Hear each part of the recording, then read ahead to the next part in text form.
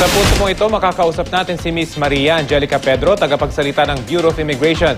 Miss Pedro, magandang tanghali po. Si Rafi Tima po ito at live po kayo sa Balitang Hali. Magandang tanghali po sa inyo, Sir Rafi, at sa lahat po ng mga nakikinig ng inyong programa. Okay, paano po ba nalalaman o napapatunayan ng ahensya na may planong maghanap ng trabaho sa ibang bansa ang isang pasaherong may tourist visa?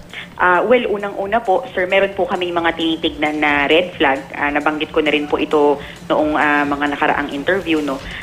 For example po, sir, pupunta po kayo ng isang bansa na hindi naman po regular na tourist destination at kayo po ay first-time traveler. Isa po yun sa mga tinitignan natin. Pangalawa, kayo po ay aalis bilang turista pero kayo po ay walang trabaho sa Pilipinas at wala pong kamag-anak o kamag-anak na sumusuporta. Isa po yan sa mga nagiging indicators namin ng possible tourist worker. Pero gusto ko lang din pong linawin na hindi lang naman po iyon yung nagiging basehan. No?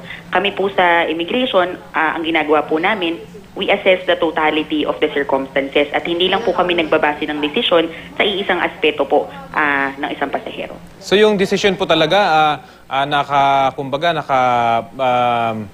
nakalagay sa mga immigration officer nyo na kakausap dito sa mga turistang ito? Opo, ganun po ang nangyayari. Pero meron po kaming sinusunod na guidelines. Ang tawag po dito ay Guidelines on Departure Formalities for International Bound Passengers. Nanggaling po ito mismo sa Department of Justice at produkto po ng isang technical working group kung saan nag-participate po ang iba-ibang sektor. Kagaya po ng sektor ng OFW, sektor po ng kababaihan, yun, yung mga ganong sektor po para malaman po natin kung ano talaga yung mga dapat namin hanapin sa mga iba-ibang kategorya po ng mga pasahero. Paano naman po makakasiguro yung publiko na walang pang-abusong magaganap sa mga tauhan ng Bureau of Immigration sa pagpapatupad nitong pulisiyang ito? Opo. As much as we can, pinapaalalahanan po namin yung amin pong mga immigration officers as well as mga travel control and enforcement unit officers namin sa airport na ipatupad po yung aming tinatawag na BI cares. No? Sabi nga po namin, yung offloading po ay consequence ng guidelines na pinatutupad namin and it's a bitter pill that immigration officers have to swallow to protect our citizens. Yung mga incidents po na nakakaranas yung ating mga pasahero ng hindi magandang trato mula po sa mga immigration officers, hinihikayat ko po sila na ipagbigay alam po sa amin yan para makorek po natin yung mga behavior.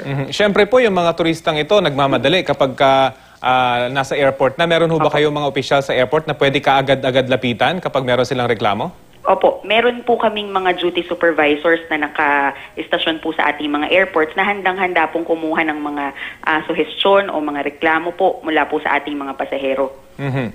Ilang bansa na po ba ang gumagawa ng ganitong estilo? Actually, sir, lahat po ng mga bansa na na mayroon pong immigration o lahat naman po ay may immigration, gumagawa po sila ng ganitong proseso. No? Kayo po, nakapag-travel na po kayo sa maraming international destinations and yung mga